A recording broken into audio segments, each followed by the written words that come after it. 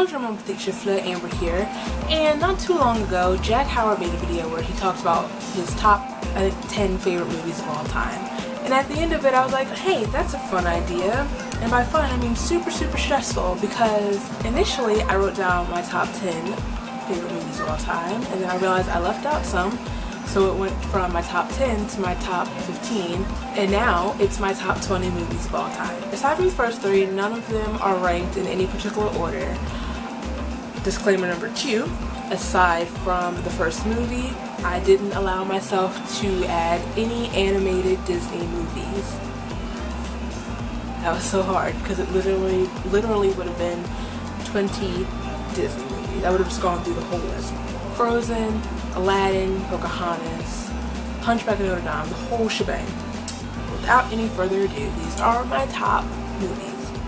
Number 1 is my favorite movie of all time ever in the history of the world in the 25 years of my life, and it is The Lion King. The Lion King is everything to me. It's the most important movie in my life. It's, when you say Amber, you think The Lion King. I have seen that movie 5 times in the theater, including when it came out for re-release when I was 21. It's the story. I think when I was younger I related to Simba a lot. I wanted to be Simba. Never know, I wanted to be Simba. And it's the music. Every time I listen to The Circle of Life, I get chills, there are tears, and I flail so aggressively. It's just one of those where it's just like, I could watch that movie every single day of my life. If you don't love The Lion King, I don't trust you. I don't want to associate with you. Hands down the best Disney movie of all time, ever. The Lion King. Number 2 is almost the exact opposite of The Lion King, and it's The Godfather. First of all, I'm in love with Al Pacino.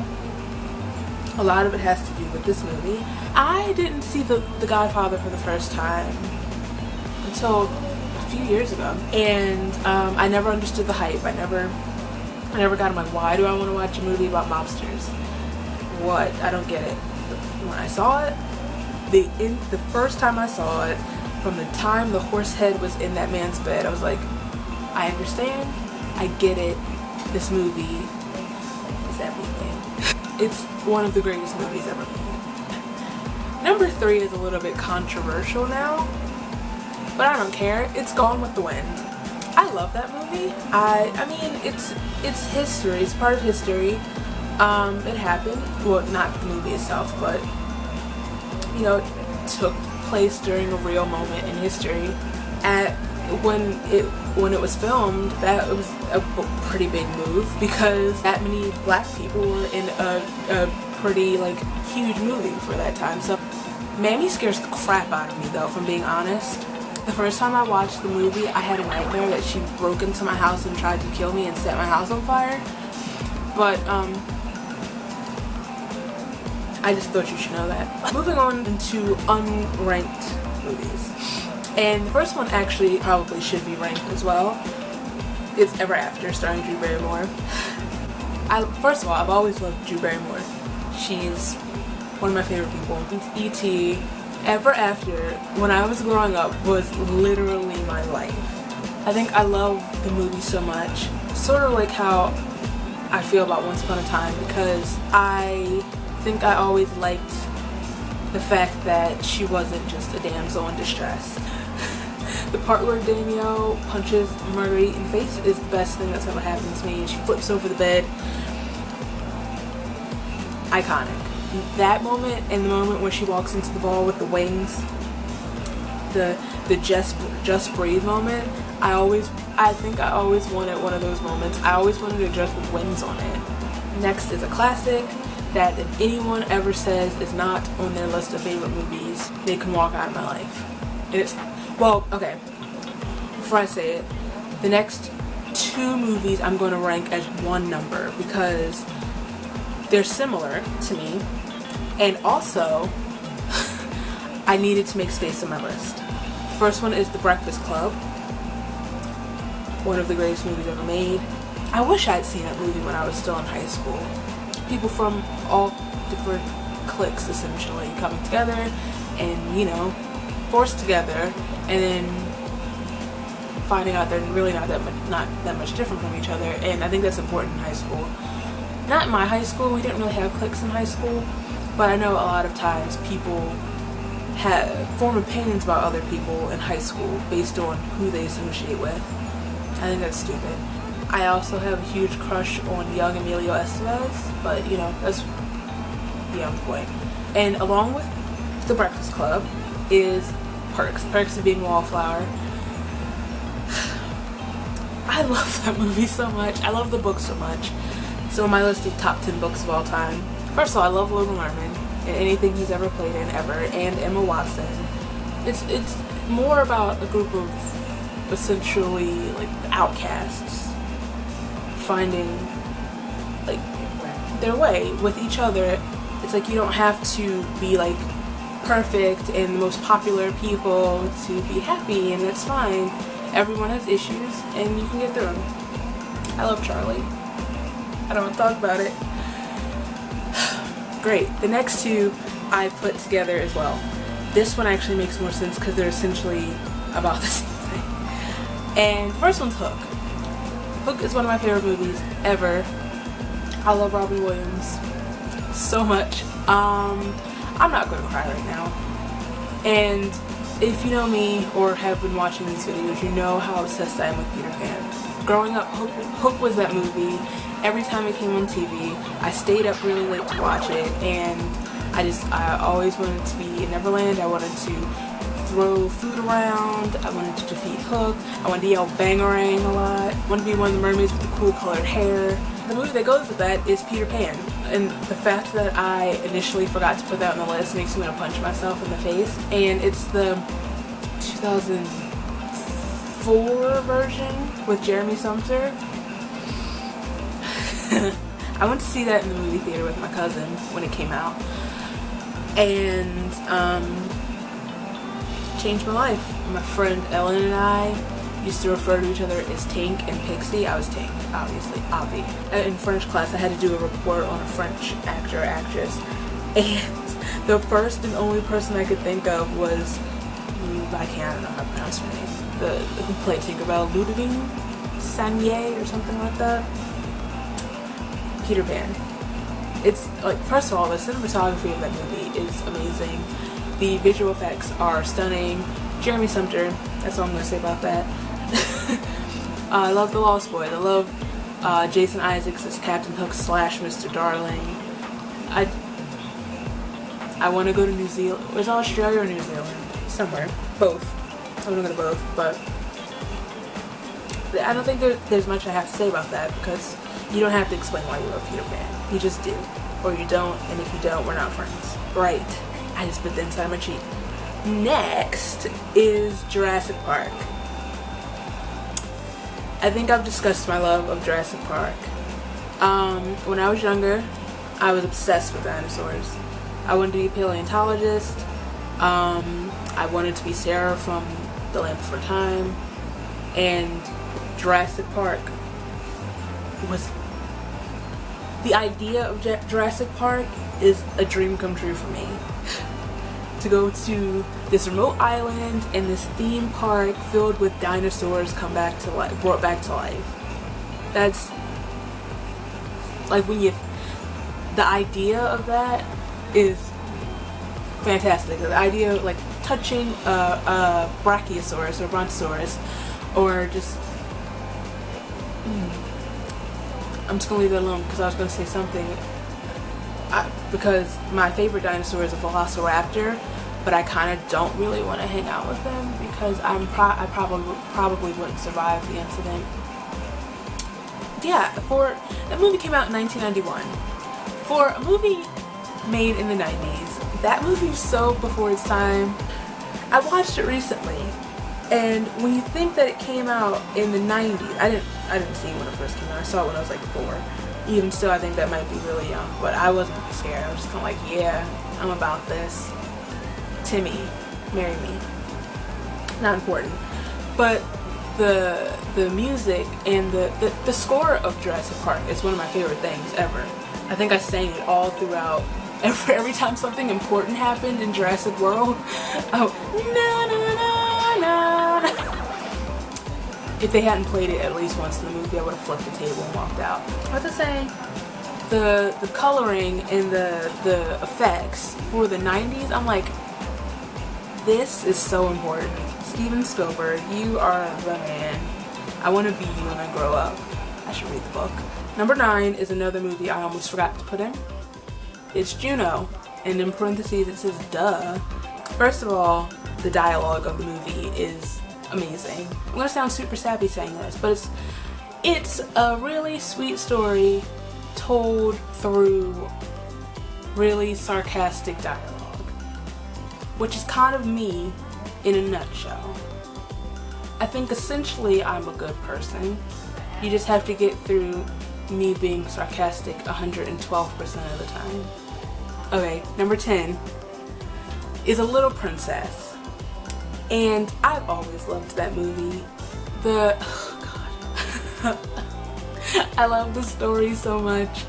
And I kind of really want to watch it right now. When I was younger, a lot of these movies are my favorites because they were movies that I loved when I was younger.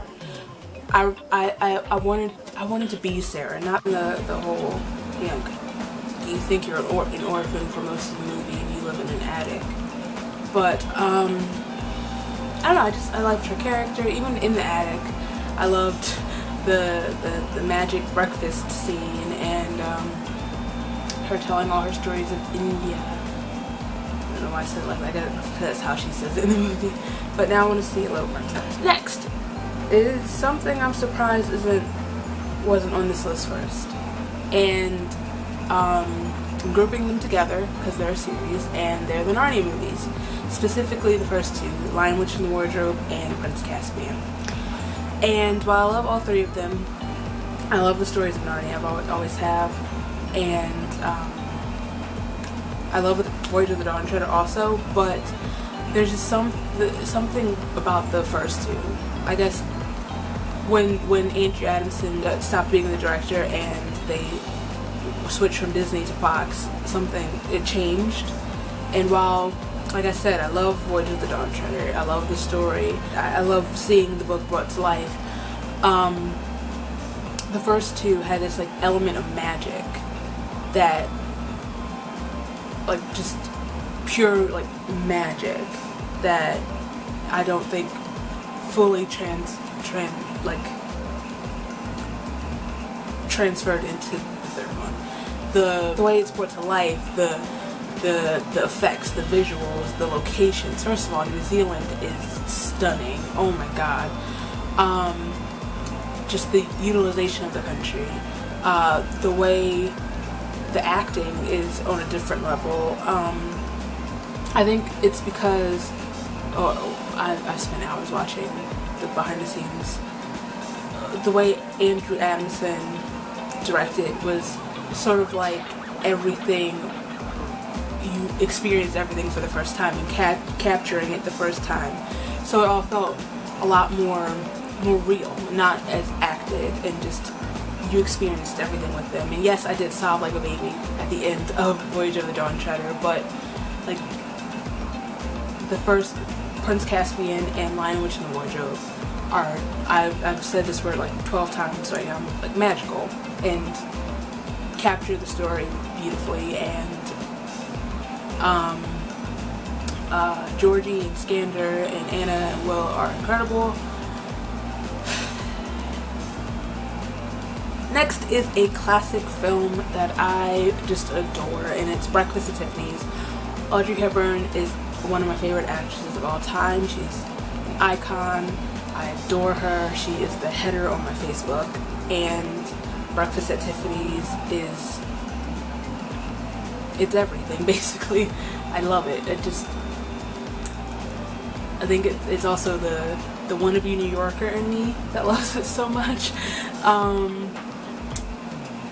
There's not much else to say. It's great. I want a bathtub as a sofa. I want a cat named Cat. I love it. I want to be Audrey Hepburn. Yes, I know Holly Golightly is a mess, but I want to be Audrey Hepburn. Next is a movie I've seen so many times and forget how much I love it until I see it the next time. It's Titanic. It's a mix of, I just love the movie is a masterpiece, and the nostalgia of watching it the first time at my 8th birthday party. A crowd of 8-year-olds watching Titanic. Leonardo DiCaprio is one of my favorite actors ever. Young Leonardo DiCaprio. I get really mad every single time I watch it because it could have fit on the door or board or wherever. The thing. Whatever, like go Jack. Okay. Next is also one of my favorite books ever. It's The Secret Life of Bees. I think it holds very true to the book, so that's always important to me.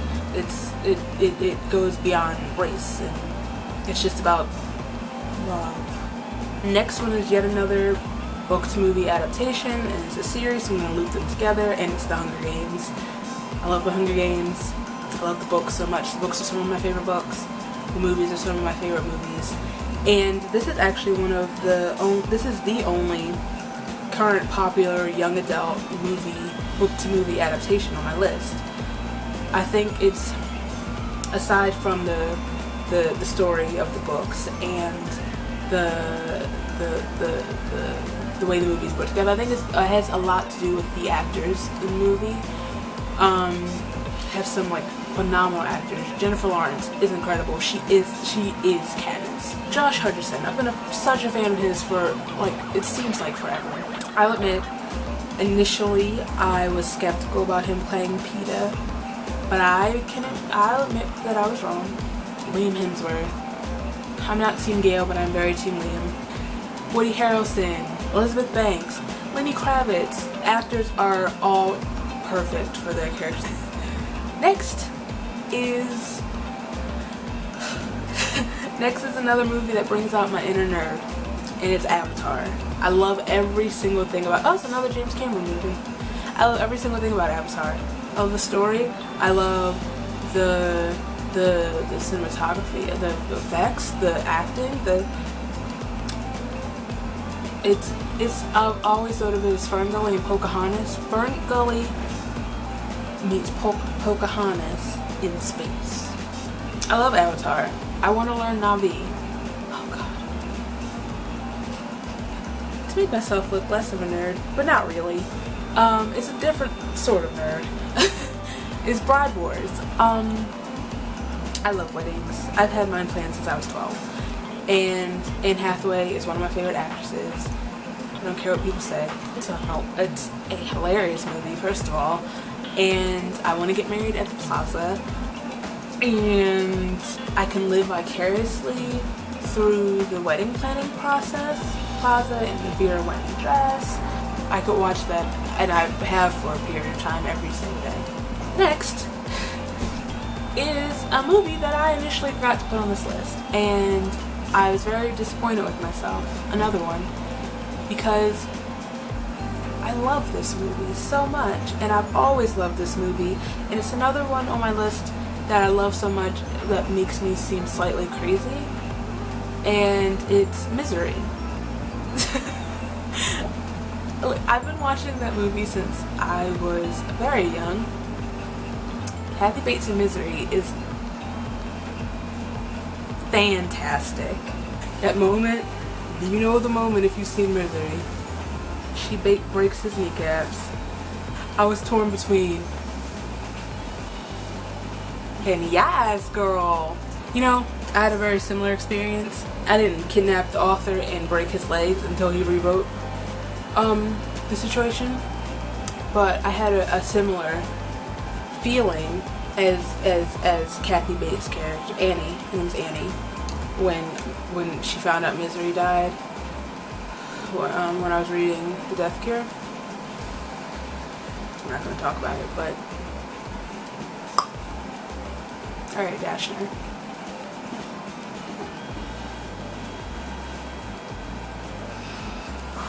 Finally a movie musicale, and it's one of the greatest movies of all time, and if I hadn't put it on the list, my mother would have choked me to sleep. It's The Sound of Music. I love The Sound of Music with everything in me. Julie Andrews is the greatest person on this planet. I want her to be my grandmother. It's a classic. It's one of the greatest movies, for one of the most beloved movies for a reason. I have another movie musicale. It's Across the Universe. My voice just cracked. I love the Beatles. Anything having to do with the Beatles, first of all. So, a movie musical set in the 60s, set to the music of the Beatles, with beautiful Jim Sturgis as the lead, is everything I could ask for. I love Jim Sturgis. Last but not least, I know I said I was only going to put one animated Disney movie, and I almost did, but this is an exception, and it's a Goofy movie. That movie's so underrated, first of all. Like, no one talks about a Goofy movie, but you cannot honestly say, if you are a hardcore Disney fan, you cannot say that's not one of the greatest Disney movies ever. Stand out above the crowd, even if I gotta shout out loud. I'm not gonna lie, when I was like 6, maybe, I don't know when that movie came out actually. Stop judging me. I might have had a minor crush on Max. Yes, the animated son of Goofy, the dog. But he was just like super cool, and he sang, and his dad was Goofy, so in the Disney world, that's kind of a big deal. His dad's best friends with Mickey Mouse. Goals. It's a tale of a father and a son bettering the relationship, and Max crashing a Powerline concert to impress the girl he loves. Set to some really cool music. Nobody else but you. That song used to make me cry when I was little. Anyway, those are my top movies of all time. If you have watched this all the way through, thank you and congratulations. If you like this, please give this a thumbs up. I will be filming my favorite top 10, I'm leaving it at 10, books of all time. So if you would like to see that, please give this a thumbs up. If you like me, feel free to subscribe. All my places are down there. And I'll see you soon. Bye. I can't see you. I can see you, but I can't. You have to actually physically speak to me. I don't have glasses on. What? I can't. You can't keep motioning. I don't have glasses on. I was going to say. No, I don't know. No. You know what this smells like? This smells like what Dylan O'Brien's smile makes me feel like. Did I just...